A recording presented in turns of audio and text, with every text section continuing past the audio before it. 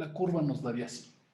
Entonces, pues yo, como ustedes ven, el módulo de recompresibilidad, el módulo volumétrico de recompresibilidad que tendríamos en esta parte, que es donde deberíamos de estar limitando los hundimientos para, digo, de limitar los incrementos de esfuerzos para no tener grandes asentamientos, pues es muy diferente las pendientes, aunque estamos hablando en una escala semilogarítmica, son muy diferentes las pendientes y esto me estaría incrementando los hundimientos. Digo, independientemente del error que yo pudiera cometer en un momento dado para definir el esfuerzo de preconsolidación.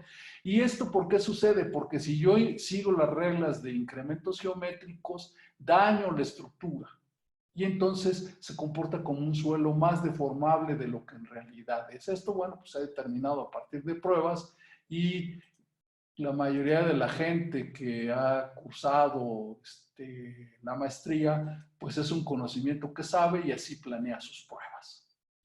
Entonces, simplemente una manera es 5 incrementos de esfuerzos aquí, 3, y luego definir definir la descarga, quitando pues todos los incrementos que colocamos para poder definir esta curva completa. Y entonces, pues yo aquí les hago una tabla donde ya vamos a entrar a los detalles de cómo definimos toda la parte de la planeación de las pruebas. Entonces, bueno, pues nosotros si tenemos un elemento diferencial de suelo, pues sabemos que tenemos un esfuerzo vertical y un esfuerzo horizontal. Y en la condición del suelo, si no hay ninguna situación perturbadora, pues tenemos una condición de esfuerzos principales, donde para los planos, bueno, para el plano vertical horizontal o para los 3 ejes, el Z, el Y y el X, no hay esfuerzos cortantes y entonces nosotros sabemos que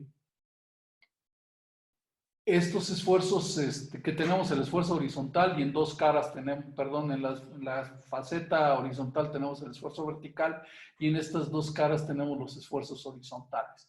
Para planear las pruebas triaxiales, puesto que no podemos variar los 2 esfuerzos horizontales, siempre estamos asumiendo que los esfuerzos horizontales son iguales y simplemente lo definimos como el horizontal y el que yo llamé sigma 1, pues es el esfuerzo vertical. Y usamos lo que es el esfuerzo octaédrico, que terminaría siendo como el esfuerzo medio entre estos 3 esfuerzos, que sería aquí el sigma 1 más el sigma 2 más el sigma 3 entre 3. Y también sabemos que el esfuerzo horizontal es igual al K0 por el esfuerzo vertical.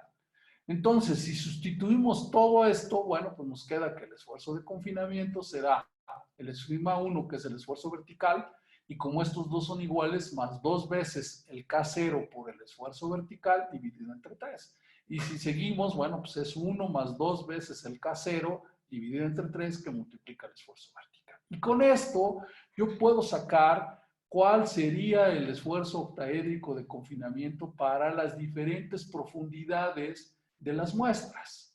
Y para este caso, asumimos un K0 de 0.35 para la costra superficial y un K0 de 0.5 para las muestras de la arcilla. Esta información pues también aparece publicada en todos los artículos técnicos. Y entonces, si aquí yo tengo los esfuerzos efectivos, aquí tengo el tipo de sondeo que hice, cómo saqué las muestras, a qué profundidad están. Estos son todos los esfuerzos efectivos sacados de este diagrama que habíamos previamente construido, este que está aquí. Entonces, simplemente lo estoy vaciando en esta tabla y aplicando esta fórmula y el K0 de 0.35, yo saco el esfuerzo de confinamiento. Todo esto lo tengo en toneladas por metro cuadrado.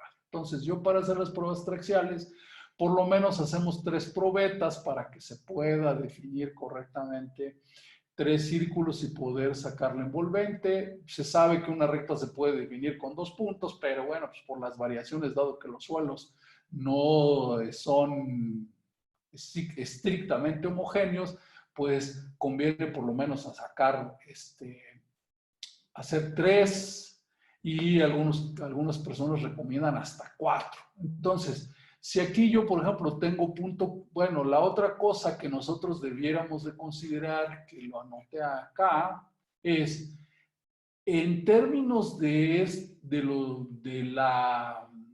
las condiciones estratigráficas para las diferentes pruebas, bueno, yo aquí les puse de una manera muy general, esto es para las muestras de los pozos, estamos hablando de limos arenosos, que son MHs, y todas las otras son muestras de arcilla y son arcillas plásticas y todas ellas son CHs. Entonces, estos limos, incluso en algunos casos, pudieran estar saturados, pero pudieran no estarlo. Entonces, para esos, en la parte de arriba, se está recomendando que estas pruebas, para lo que corresponde a las pozos a cielo abierto, sean pruebas consolidadas, no drenadas. ¿Sí? Vamos a pasar por la primera etapa de sí consolidarlas y en la etapa de falla vamos a cerrar el drenaje. Y entonces, si este es el esfuerzo de confinamiento, esto equivale a 0.15 kilos por centímetro cuadrado.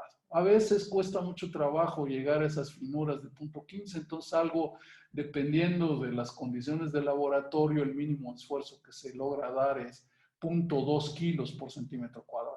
Y luego yo debería, tomando en cuenta cómo son los círculos, yo debería de considerar el incremento de esfuerzos en el rango que voy a asumir para hacer las pruebas.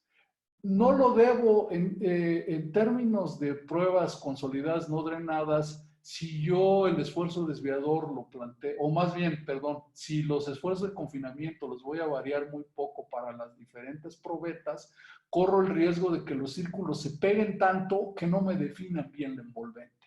Entonces, yo debo de tener considerado en los esfuerzos de confinamiento, pues también cuál es el incremento de esfuerzos, pero también tengo que tomar en cuenta el hecho de que no quiero que los círculos se peguen demasiado para que yo pueda definir las envolventes. Entonces, una regla común que se utiliza en la práctica es dar incrementos de 0.3 kilos como están aquí y hay gente que les da 0.5 y habrá gente que les da 1 kilo por centímetro cuadrado. Entonces, si aquí le pongo 0.3, pues los tres esfuerzos de confinamiento serán 0.2, 0.5, 0.8 y como el que sigue, este esfuerzo es 0.22, pues me queda en el mismo rango y el que sigue también, y entonces estas tres probetas se realizarán con los mismos esfuerzos de confinamiento. Luego, si me voy a las arcillas, de aquí para abajo todas las pruebas serán rápidas, no consolidadas, no drenadas. Entonces, vuelvo a hacer lo mismo. Este esfuerzo de confinamiento es 0.367, que si lo digo, 3.67, que si lo transformo a kilos por centímetro cuadrado me da 0.367. Bueno, pues podría cerrarlo a 0.4 o podría bajarlo a 0.3 y seguir la misma regla. Le voy a poner 0.3 y una variación de 0.3 me da 0.3, 0.6, 0.9 y ya definí los tres esfuerzos. Y lo mismo hago para los de abajo. El 4 es 0.4, este 4.33 me daría 0.43. Entonces prácticamente me da lo mismo y vuelvo a dar variaciones de 0.3. Aquí me daría 0.7.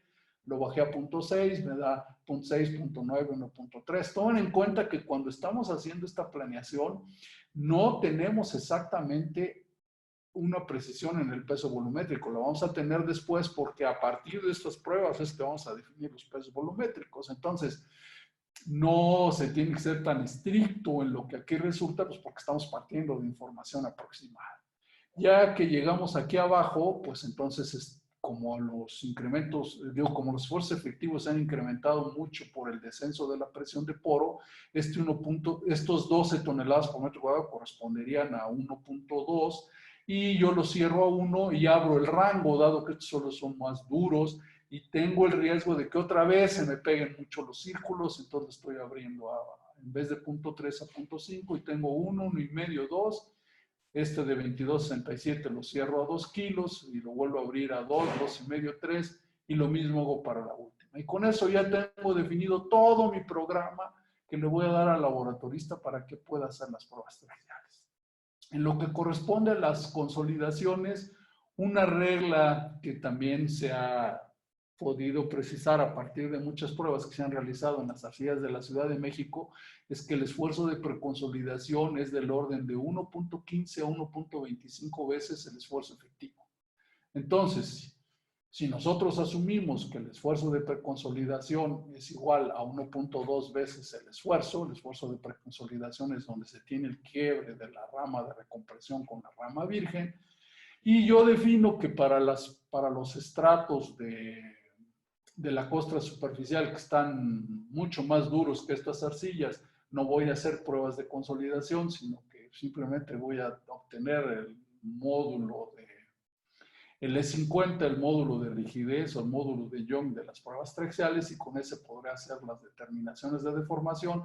Para las pruebas de consolidación, pues utilizaré el criterio de que el esfuerzo de preconsolidación es 1.2 veces el esfuerzo efectivo, y entonces simplemente multiplico este esfuerzo y lo transformo en kilos por centímetro cuadrado, y 0.55 por 1.2 me da 0.66, y así lo voy haciendo. 0.6 por 1.2 me da 0.72, 10 por 1.2 digo 1 por 1.2 me da 1.2, 1.8 por 1.2 me da 1.20, y así, y defino cuál es el esfuerzo de consolidación. Y entonces, como ya tengo el esfuerzo vertical, que es este, y ya tengo el esfuerzo de preconsolidación, pues yo de aquí puedo sacar el incremento y poner 5 puntos para definir correctamente la rama de la recompresión y el quiebre. Y bueno, ya después puedo seguir la regla geométrica para los 3 incrementos que van en la rama virgen. Y con eso, bueno, pues ya tengo todo mi programa de laboratorio, y ya puedo hacer mis pruebas y puedo obtener estos bonitos resultados que ustedes ven aquí. Incluso aquí hay unas zonas de carga y descarga. Y tengo, pues para la línea negra es el primer esfuerzo de confinamiento, la roja discontinuo es el segundo y la azul discontinuo es el tercero, y hago la representación gráfica este es un pozo a cielo abierto, 1.72, y bueno, pues obtengo un envolvente bueno, muy bonita en este caso. Aquí están los 3 círculos de Moore, este es el plano de Moore, esfuerzos cortantes, esfuerzos normales, y puedo obtener que la ecuación en una prueba esta finalmente se hizo como una prueba rápida, tomando en cuenta que los suelos, aquí está la descripción, es un limo café verdoso, un limo plástico, con muy poca arena fina. Por eso decidió hacerla finalmente como una rápida, aceptando que la capilaridad iba a mantener los esfuerzos efectivos, y pues obtenemos una cohesión de 3 y un ángulo de fricción de 12 grados. Esta es otra de las pruebas de los pozos a cielo abierto. Vean ustedes cómo la heterogeneidad nos genera este tipo de problemas, donde pues ahora, pues cómo hacemos la envolvente. Otra posibilidad aquí sería dibujar la envolvente con una cohesión mucho más, lo voy a dibujar.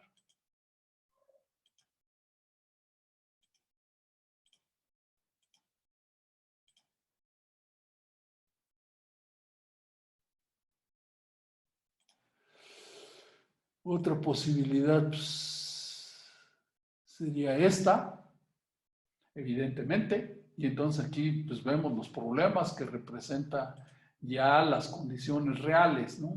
Déjenme borrar esto porque esta es otra prueba trexial, y otra vez tenemos el mismo problema, pues, igual que en el caso anterior. Estamos hablando de los pozos, y por las mismas condiciones todas se hicieron rápidas, por eso aquí dice que son pruebas UUs.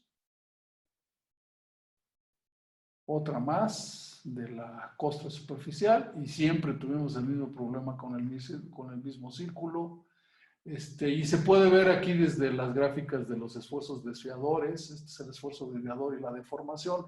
Pues evidentemente que hay aquí algún problema, pues porque están muy alejados los máximos unos de otros. Aquí después les verán en el laboratorio, les dirán cómo se interpreta en función del nivel de deformación, que si utiliza uno la máxima deformación o quiere uno utilizar una compatibilidad de deformaciones, porque pues aquí las muestras tienen comportamientos más o menos parecidos, pero a veces los comportamientos no son tan pues digamos, tan claros como se ven aquí, porque algunos tienen un comportamiento con una parte plástica y algunos tienen un comportamiento más frágil, y entonces hay que seguir algunos criterios si uno adopta una compatibilidad de deformaciones y con eso pues, corregir los desviadores y obviamente los círculos de falla. Aquí también pueden ver que ya el primer esfuerzo de confinamiento sí llega a la línea, pero o estos dos se quedan más bajos que el último y entonces pues esta es la condición real porque los suelos pues tienen sus grados de heterogeneidad. Y aquí ya entramos a la serie de las arcillas, todo lo anterior era para la costra superficial, voy a reducir un poco las gráficas para que se vean completas. Y bueno, pues aquí están los tres esfuerzos de confinamiento finalmente seleccionados. Es una arcilla gris verdosa de alta plasticidad, una CH, y bueno, pues ahí ustedes pueden ver que, bueno, se utiliza unos dos círculos, pues sí, la envolvente es esto, con 2.3 toneladas por metro cuadrado, pero este círculo pues tiene algún problemita porque no está dando los mismos resultados, ¿no? Esta está pues todavía más, se ve mejor. Otra más que se ve mejor. Esto también se ve bastante bien. Ustedes de aquí empiezan a ver que para este suelo, que tiene pequeñas vetas de ceniza volcánica y eso lo hace que no sea no es homogénea la muestra, pues aquí ya aparece un ángulo de fricción de 4 grados y eso pues hasta cierto punto es normal, aunque la teoría dice que el envolvente tendría que ser un horizontal, pero pues, eso está pensado en suelos ideales, esto no es un suelo ideal, es un suelo de verdad. Vean esta. Estamos hablando de una arcilla gris verdosa, es un CH, tiene un contenido de agua de 220 en promedio. Y aquí empiezan los problemas. Yo les digo, bueno, pues aquí quizás debimos de haber programado con un esfuerzo de confinamiento con variaciones más grandes porque los círculos están muy pegados y bueno, pues aunque sí se define la envolvente, pues podría haber imprecisiones dada la proximidad de los círculos, ¿no? Y entonces aquí pues ya nos sale una cohesión, pero también nos sale un ángulo de fricción ya de 14 grados. Y luego, bueno, pues aquí ya aparecen las curvas de compresibilidad, eso todo lo anterior fue para las traxiales, estas nada más estamos hablando de las probetas de las arcillas y vean con la programación en realidad cuántos esfuerzos, cuántos incrementos de esfuerzo colocamos. 1, 2, 3, 4, 5, 6, 7 para definir la rama de la compresión. Quiere decir que nuestra planeación, no fue tan buena, eso quiere decir que a lo mejor la relación entre el esfuerzo de preconsolidación y el esfuerzo efectivo a lo mejor se parecía más a 1.25 o 1.28 o 1.30. Y bueno, pues aquí es simplemente la variación del módulo de compresibilidad volumétrica con relación al esfuerzo efectivo. Y esta es otra de las curvas de compresibilidad. Aquí tenemos bueno, 1, 2, 3, 4, 5, 6, prácticamente 7. Y las 3 que yo les decía, 1, 2, 3 para la rama virgen y luego ya toda la descarga. Y otra vez, y vean, digo, las curvas, viéndoles la forma, pues se ven bastante bien, ¿no? Para los puntos que medimos.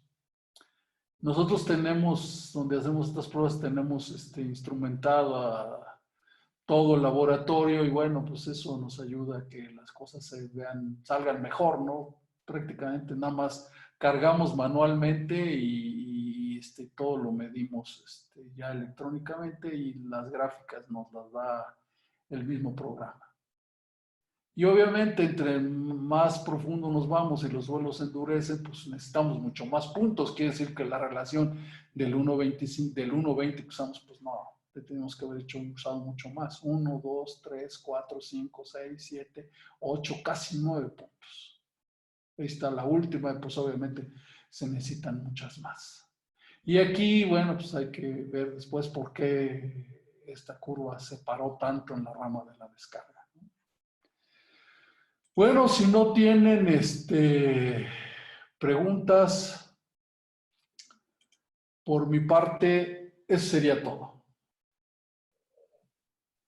Gracias, ingeniero. Pues vamos a ver si hay alguna pregunta aquí de los compañeros. Cualquier pregunta que tengan, pues pueden hacerla Sí, me en... extendí un poquito, perdón por el tiempo. Sí, no se preocupen, jefe, yo creo que es muy valioso todo lo que nos comparte. Sí hay una pregunta de David Valerio, pero pues yo creo que valdría la pena hacerla en el micrófono, David. Tienen los micrófonos abiertos por si la quieren hacer en vivo.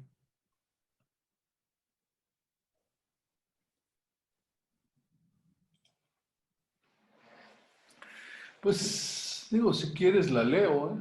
A ver, si quiere, léela, no, no hay problema. Dice, profesor, ¿para qué suelos no sería realizar un ensayo trexial, solo un ensayo de corte directo? Bueno, este, ambas pruebas son para definir la resistencia al esfuerzo cortante. Las dos van a representarse en los planos de Mohr-Coulomb y con las dos se van a determinar envolventes. Muchas veces en aras de poder tomar en cuenta estas heterogeneidades que yo les estoy diciendo y, y tener una representatividad entre la heterogeneidad y el tamaño de la muestra, se deciden hacer pruebas de corte directo, porque en una muestra de corte directo, pues a lo mejor estamos hablando, por pequeña que sea la muestra, estamos hablando de muestras de a lo mejor cubos de 50 centímetros, contra una probeta de una trexial que tiene 3,5 de diámetro por 7,5 centímetros de altura, pues ustedes entenderán. En realidad, estas pruebas, digamos, una no sustituye a la otra, sino dependerá de las necesidades que uno tenga para hacer pruebas de corte directo. Se pueden hacer también pruebas de corte directo en el laboratorio, existen equipos. Estas pruebas de corte directo normalmente las tienen mucho en los laboratorios, en las universidades. En la práctica profesional, pues, normalmente la mayoría de los laboratorios tienen pruebas, hacen pruebas traxiales y también se puede, las probetas para las pruebas de en laboratorio de corte directo son probetas más chiquitas, van a ser como de 4 o de 5 centímetros y de una altura como de 3 centímetros. Y la probeta se mete entre dos anillos y los anillos pueden deslizar uno con relación al otro y pues, se desarrolla el corte a nivel de un plano totalmente establecido. En el caso de las traxiales, pues, los planos de falla ocurren en función de las condiciones propias de la muestra. Muchas veces estas pruebas de corte directo se utilizan para arcillas muy estratificadas y a veces pues, se hacen probetas y se quiere ver cómo varía la resistencia en función de la inclinación de los planos de estratificación. Si la probeta la pongo con los planos de estratificación horizontales y si puedo yo variar los planos de estratificación con la horizontal, porque se sabe que la resistencia no es la misma. Y eso se utiliza muchas veces para hacer análisis de fallas de taludes. Pero en realidad, pues, son dos formas de poder determinar los parámetros de resistencia y se puede usar uno u otro. Si alguien tiene un aparato de corte directo y lo quiere usar, bueno, pues también lo puede usar y no haría la atraxial. Y si hace lo mismo, se tendrá, normalmente es un poco más complicado hacer la parte de si las quisiera hacer uno drenadas, porque entonces la velocidad de corte tendría que ser muy, muy lenta. Normalmente se hacen pruebas que son consolidadas, no drenadas, en lo que es de corte directo. Entonces, no sé si tú quisieras comentar algo más, Felipe. Sí, bueno, yo tengo una duda sobre la parte cuando encontramos los estratos, los intercalados en las arcillas. A veces tenemos de diferentes espesores, ¿no? En diferentes partes de la ciudad y a veces tenemos cenizas volcánicas. ¿Usted qué criterio toma o si hay un espesor mínimo para poder decir, bueno, voy a colocar un piezómetro en este estrato? ¿Qué es lo que le ha funcionado a usted? Bueno, mira, después de muchos años y de cometer muchos errores, normalmente nosotros si vamos a poner, primero, no todos los lentes que se ven en el sondeo de cono donde se incrementa la resistencia necesariamente tienen la permeabilidad suficiente para meter los piezómetros abiertos.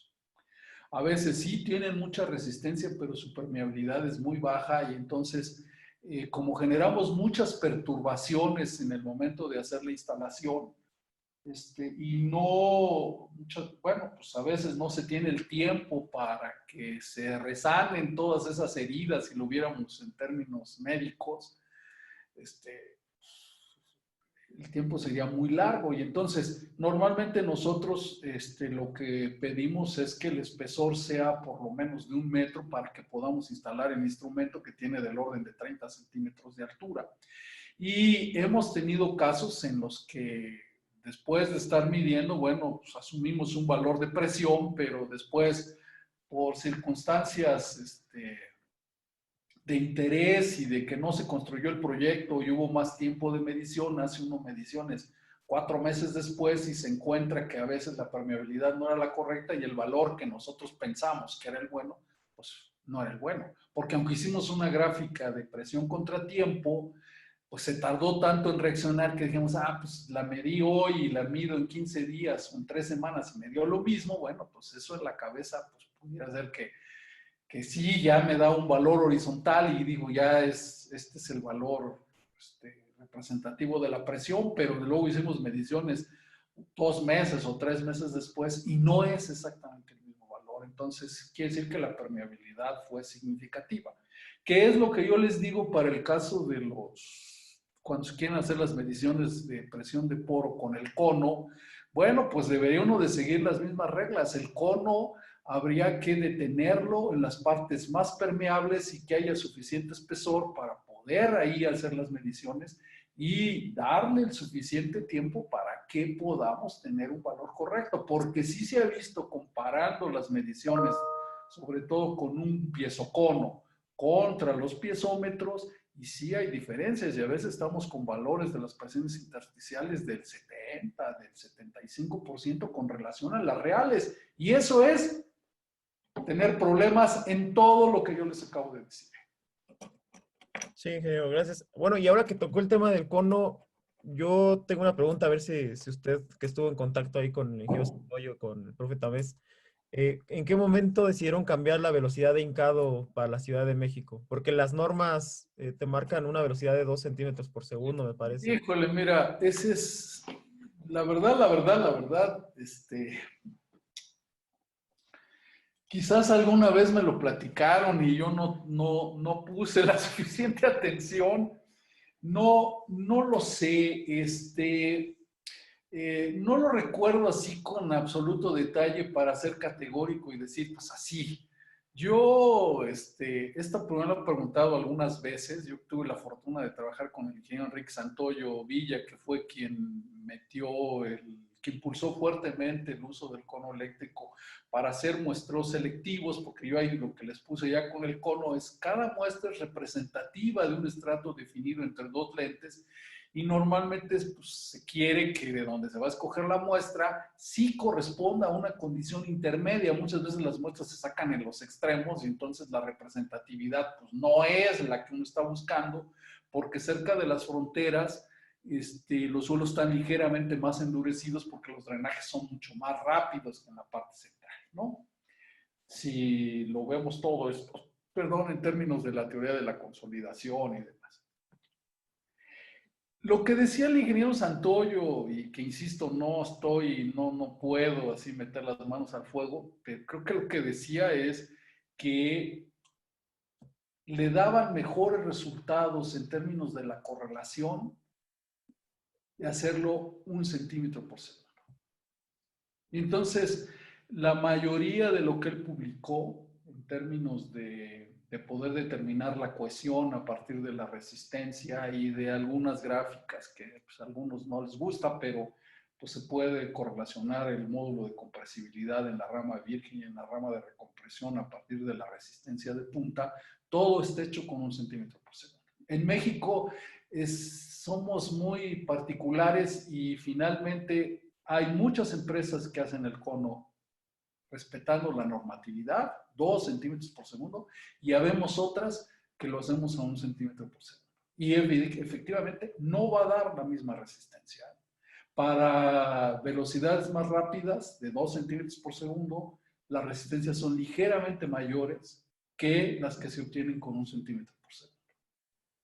Y pues hay que tener cuidado en las correlaciones, si alguien las quiere usar, porque efectivamente no están para los 2 centímetros por segundo. Eso es lo que yo recuerdo que decía, pero insisto, no, porque él empezó a correlacionar todo porque la mayoría de la gente no estaba tan de acuerdo y normalmente lo que se hacía con el criterio que establecía el profesor Marsal era, yo hago un sondeo de penetración estándar continuo, saco mi muestreo continuo, me lo llevo al laboratorio, saco mi perfil completo de contenidos de agua y a partir de mi perfil completo, o bueno, pues, o mi perfil completo de contenidos de agua para proyectos muy complejos, ahí defino mi programa de muestreo, también haciendo muestreo selectivo, o a partir de la identificación en campo, una buena identificación en campo de las muestras, defino mi programa de exploración. Y el profe Marsal lo que decía es que todo se tiene que vincular al contenido de agua.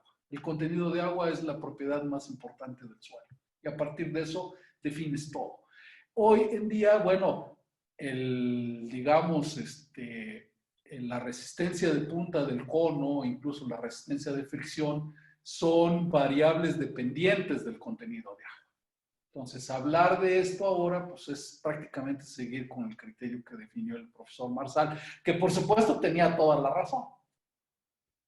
Ok, gracias, Inge. Bueno, es que esto es como muy importante porque incluso en el Instituto de Ingeniería se utiliza la velocidad de 2 centímetros por segundo. Entonces, cuando en las clases muestran lo del cono y la gente que viene de trabajar de fuera, pues que se utiliza 1 centímetro, ahí como que les brinca un poquito. Y incluso en el instituto, pues a veces no saben que afuera se utiliza de 1 centímetro por segundo la Sí, velocidad. pero mira, por ejemplo, en la penetración estándar, la norma dice se hacen 3 tramos de 15. Primeros 15, segundos tramos de 15 se suman y eso es lo que te da la resistencia, el número de golpes representativo del estrato. Se desechan los primeros 15 porque se supone que hay una alteración por la prueba que hiciste en el suelo que quedó abajo y por eso lo desechas. En México, no sé, eso sí, no sé por qué, se hace en 4 tramos de 15 y entonces ya no se perforan 45 centímetros, se perforan 60. Y la resistencia es la que corresponde a la parte, a los 30 centímetros centrales. Entonces, todo el mundo dice, la penetración estándar se le llama penetración estándar. Pues penetración sí es, pero estándar no, porque requiere muchos detalles que normalmente a veces descuidamos. Tiene que tener una velocidad de golpeo.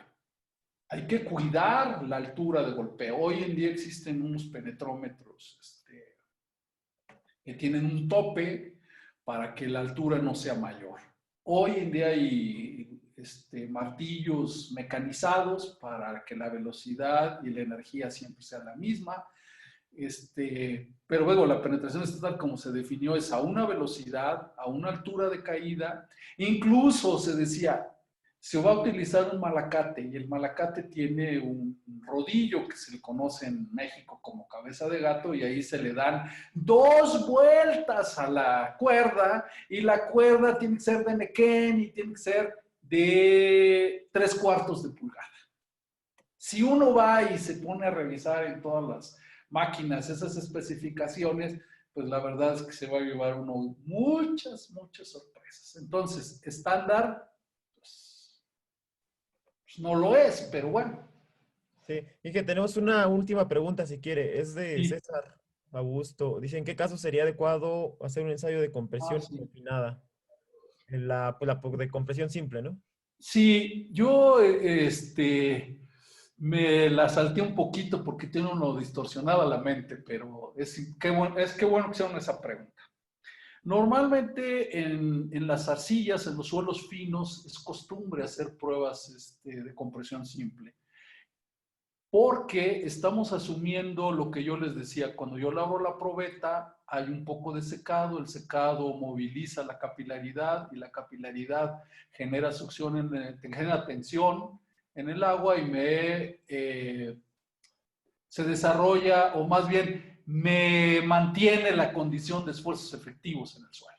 Y entonces, a partir de este concepto, pues mucha gente dijo, bueno, ¿y para qué yo paso por la etapa de meterlo en una cámara, volverle a poner el confinamiento y llevarla a la falla y es no drenada? Pues mejor me quito la cámara, me quito la etapa de confinamiento, porque ya el suelo solito a través de la capilaridad está desarrollando ese estado de esfuerzos y lo puede mantener, entonces me voy a la condición directa de falla en una compresión simple. Muy bien, es una brillante idea, es más barato hacer una prueba de compresión simple, es mucho más rápido. Nada más hay que tener cuidado en varios aspectos. Primero, no sabemos, hay que tener cuidado a la hora de meterlo en el círculo de Moore, porque mucha gente lo mete en el círculo de Moore y dice que el esfuerzo de confinamiento es nulo. Eso no es verdad. Primer problema. Si hay un esfuerzo de confinamiento, el esfuerzo de confinamiento es el que el suelo tiene. Tendríamos que calcularlo así como lo hicimos con el octaédrico y corregir el círculo en el plano de Moore e interpretar correctamente la probeta. La otra dificultad es que para suelos que están microfisurados o fisurados no se deben hacer pruebas de compresión simple. ¿Por qué? Porque normalmente dan resistencias menores que si uno los llevara a la triaxial, precisamente por el efecto formal que tiene el esfuerzo de confinamiento en la cámara. Al no tenerlo, bastará con que empiece a haber un pequeño desplazamiento en esas microfisuras que van a propiciar el inicio del desarrollo de la superficie de falla para que entonces la resistencia te dé menor. Entonces, en la Ciudad de México, por la gran consolidación que se ha desarrollado por la extracción de agua, sabemos que las arcillas están microfisuradas y ya casi no se hacen pruebas de compresión simple. Casi todo se hacen pruebas triaxiales. Pero en otras partes del mundo, bueno, pues podría seguirse haciendo, pero hay que tener cuidado en la interpretación, porque no, normalmente en una prueba rápida, pues, ¿qué más da si, si yo tengo claro el concepto del esfuerzo confinamiento? No lo tengo porque yo sé que la cohesión es igual a la resistencia a la compresión simple entre dos. Y me olvido. Pero lo importante no es que solo lo determine así, sino que yo entienda lo que estoy haciendo, porque me ha tocado ver en estudios representadas las pruebas de compresión simple en planos de Moore-Coulomb mal representadas. Sí, bueno, pues muchas gracias. Yo no sé si hay alguna otra pregunta, tanto de los alumnos de propiedades de los suelos de aquí del doctor Rivera. Bueno, los dos grupos son del doctor Rivera o de Perú. También si tienen alguna pregunta la pueden hacer, o incluso las personas que no están en ninguno de los dos cursos, pues también pueden hacer sus preguntas si es que tuvieran. Y si no, pues digo, ya nos excedimos un poquito del tiempo, Inge, pero Mucho. yo creo pues, que es muy valioso lo que nos acaba de compartir, y yo creo que cuando empecemos a trabajar, o quienes ya trabajen, pues lo van a valorar un poquito más, ¿no? Esta información que les dio.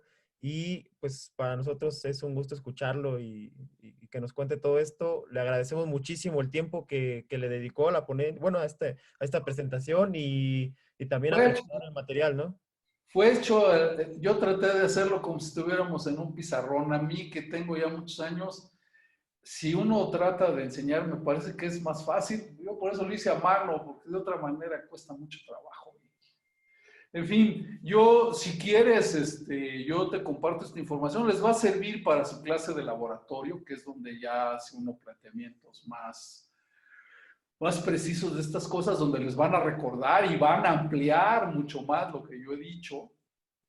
Y es importante que lo vean también en términos yo por eso quise hacer hincapié en la simulación de un presupuesto, porque hacer un presupuesto, créanme, que es bastante más difícil de lo que uno imagina, porque hay que hacer una suposición de la posible solución de cimentación para que todo esté acorde y planeemos lo que tenemos que planear para garantizar que la cimentación se va a comportar correcto. Y no olvidar nunca que no somos dioses ni tenemos palabra de rey, nos podemos equivocar y es de sabios corregir. Y nosotros podemos decir, oye, pues aunque yo planteé este esquema A, perdón, ahora teniendo la información tengo que hacer correcciones para pasar este esquema B y no tengamos temor en hacerlo.